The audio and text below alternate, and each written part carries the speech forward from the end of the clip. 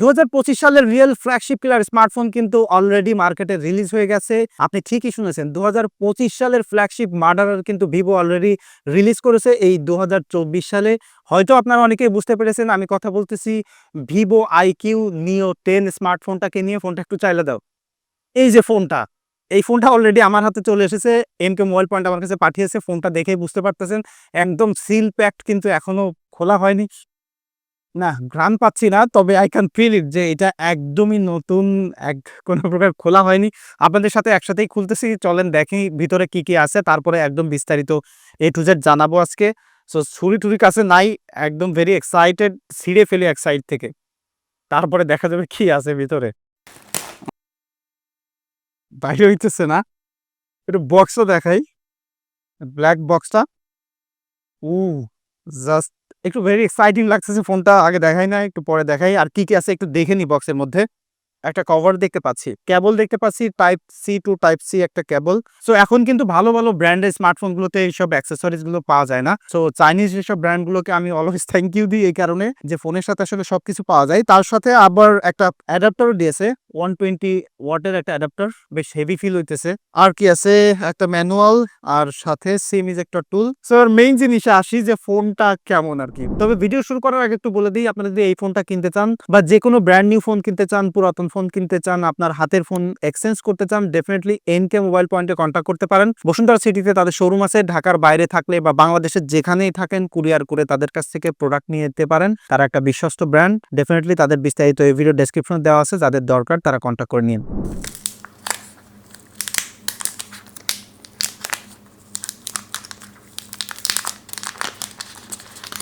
Oh my God! Look at the design. হাতে ধরে বেশ একটু হেভি ফিল হইতেছে।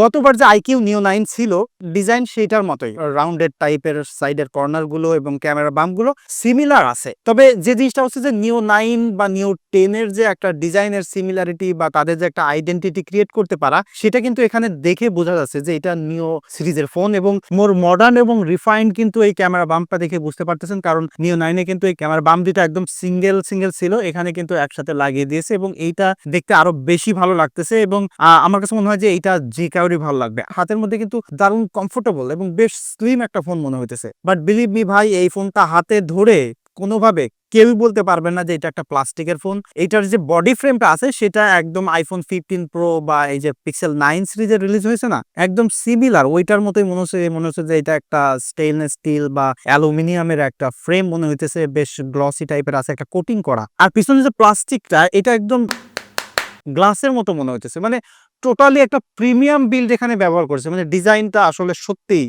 অ্যামেজিং লাগতেছে এবার।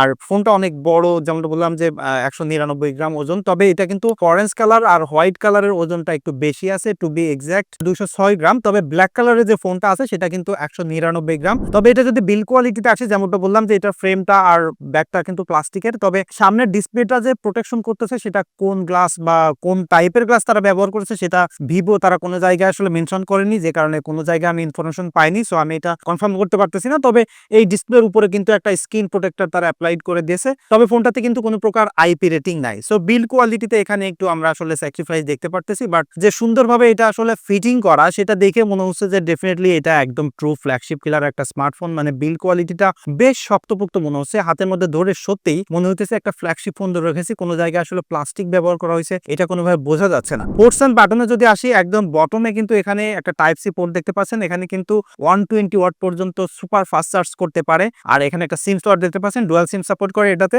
আর একটা স্টিরিও স্পিকার আছে। সাউন্ড কোয়ালিটি বিস্তারিত ডেফিনেটলি আমরা ফুল রিভিউতে টেস্ট করে দেখব। আর ডান পাশে কিন্তু এখানে ভলিউম বাটন আর হচ্ছে পাওয়ার বাটনটা দিয়ে রেখেছে এবং একদম উপরে এখানে সেকেন্ডারি নয়েজ ক্যান্সেলেশন মাইক এবং একটা আয়ার ব্লাস্টার সেন্সর দিয়েছে। সো আয়ার ব্লাস্টার সেন্সরটা কিন্তু একটা জীবনমুখী সেন্সর। মানে এটা থাকলে আপনার বাসায় যদি কোনো স্মার্ট অ্যাক্সেসরিজ থাকে লাইক টিভি, এসি থাকে, সেগুলো কিন্তু আপনি কন্ট্রোল করে ফেলতে পারবেন। আর যদি ফোনটার ডিসপ্লেতে আসি, এইখানে কিন্তু একটা বড়সড় পরিবর্তন গতবারের যে আইকিউ Neo 9 আছে সেটা থেকে এখানে এসেছে। তবে পরিবর্তনটা কিন্তু এই চিন বেজেলে, এখানে কিন্তু একদম ড্রাস্টিক্যালি চিন বেজেলটা খানিকটা কমিয়ে ফেলেছে। টু বি এক্সাক্ট এটা কিন্তু 90.4% screen to body ratio. So একদম চিন বেজেলটা কিন্তু ছোট দেখা যায় এবং ছোট্ট একটা সেলফি ক্যামেরা কাট আউট আছে এখানে। 16 মেগাপিক্সেল একটা সেলফি ক্যামেরা আছে যেটা তোমার ফেস লক সাপোর্ট করে। তবে ডিসপ্লেতে আসি, এখানে কিন্তু সেম সাইজেরই ডিসপ্লে ব্যবহার করা হয়েছে, 6.78 ইঞ্চির একটা ডিসপ্লে এবং এটা কিন্তু এলটিপিও অ্যামোলেড ডিসপ্লে যেটাতে 1 বিলিয়ন পর্যন্ত কালার সাপোর্ট করে, HDR10 সাপোর্ট করে, ইভেন 144 হার্টজের রিফ্রেশ রেট রয়েছে। সো সুপার স্মুথ এক্সপিরিয়েন্স তো ডেফিনেটলি এটা দিবে এবং ডিসপ্লের যে কালার সেটা কিন্তু অ্যামেজিং এবং এটা কিন্তু 4500 পর্যন্ত পিক ব্রাইটনেস যেতে পারে। সো যে কোনো কন্ডিশনে দেখা যাবে। সো ডেফিনেটলি এখানে আমরা একটা ফ্ল্যাগশিপ লেভেলের ডিসপ্লের কথাই বলতেছি যেটা একটা লাখ টাকার ফোনে আপনি পাবেন। এখানে যে ইন ডিসপ্লে ফিঙ্গারপ্রিন্টটা এবার ব্যবহার করেছে সেটা কিন্তু একটা আলট্রাসনিক 3D সেন্সর, আগের থেকে কিন্তু এবার সুপার ব্লেজিং ফাস্ট হবে। সো ডেফিনেটলি এটাও কিন্তু একদম ট্রু ফ্ল্যাগশিপ একটা স্পেক এখানে তারা দিয়েছে। এই আইকিউ নিও 10 কে পাওয়ার করতেছে স্ন্যাপড্রাগনের 8 Gen 3 একটা প্রসেসর, তার সাথে 12GB বা 16GB র্যামের একটা ভেরিয়েন্ট হয়ে থাকে এবং UFS 4.1 এর একটা স্টোরেজ টাইপ রয়েছে। So we are really talking about flagship killer of 2025 because একদম লেটেস্ট টেকনোলজি UFS 4.1 এর স্টোরেজ টাইপ এখানে রয়েছে। তবে 2025 সাল কিন্তু স্ন্যাপড্রাগনের 8 এলিটটা মাতাবে মার্কেট, বাট স্টিল এই যে প্রসেসরটা আছে সেটা কিন্তু আগামী 3-4 বছর ধরে ব্যবহার করলেও কোনোভাবে এটাকে স্লো আপনি বানাইতে পারবেন না। এবং এই ফোনটাতে কিন্তু অরিজিন OS 5 রান করতেছে যেটা অ্যান্ড্রয়েড 15 কে বেস করে তৈরি করা হয়েছে। সো 2025 সালের সফটওয়্যার কিন্তু অলরেডি আমরা ইউজ করতেছি অ্যান্ড্রয়েড 15 এখানে এবং এটা কিন্তু 3টা মেজর OS আপগ্রেড দিয়ে থাকে নরমালি। সো আপনি যদি সেই হিসেব করেন তাহলে অ্যান্ড্রয়েড 16, 17, 18 অর্থাৎ অ্যান্ড্রয়েড 18 পর্যন্ত এটাতে কিন্তু আপগ্রেড পাওয়া যাবে।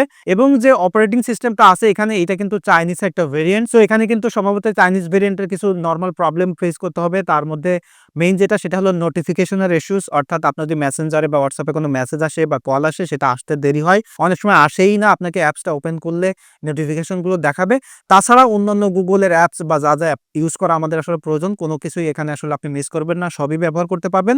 তবে এই ফোনটা রিয়েল লাইফে কেমন পারফর্ম করে, অ্যাকচুয়ালি ব্যবহার করতে যে কেমন আসলে গেমিংয়ের এক্সপিরিয়েন্স দিচ্ছে, কারণ এটা গেমিংকেই আসলে প্রায়োরিটি দিয়ে বানানো, মোস্টলি এটা গেমাররা কিনে থাকবে। সো বিস্তারিত কিন্তু ফুল রিভিউতে আসবে এবং এখন আপনারা কি কি জানতে চান বা এই সম্পর্কে আসলে আপনাদের কি কি প্রশ্ন আছে ডেফিনেটলি সেটা কমেন্ট করে জানা রাখতে পারেন। এবং এই ফোনটা যদি ক্যামেরাতে আসি, এই আইকিউ নিও সিরিজ কিন্তু কখনো আসলে মেইন ফর ক্যামেরা না, ক্যামেরা সেন্ট্রিক ফোন না। সো এখানে আমরা দুইটা সেন্সর দেখতে পাচ্ছি, তার মধ্যে একটা যে 50 মেগাপিক্সেলের মেইন সেন্সর আছে সেটা কিন্তু সনির IMX 921 এর একটা সেন্সর যেটাতে ওয়াইড সাপোর্ট করে, আর একটা আলট্রা ওয়াইড সেন্সর আছে 8 মেগাপিক্সেলের। সো এখানে ডেফিনেটলি আপনি একটা টেলিফোটো লেন্স মিস করতেছেন।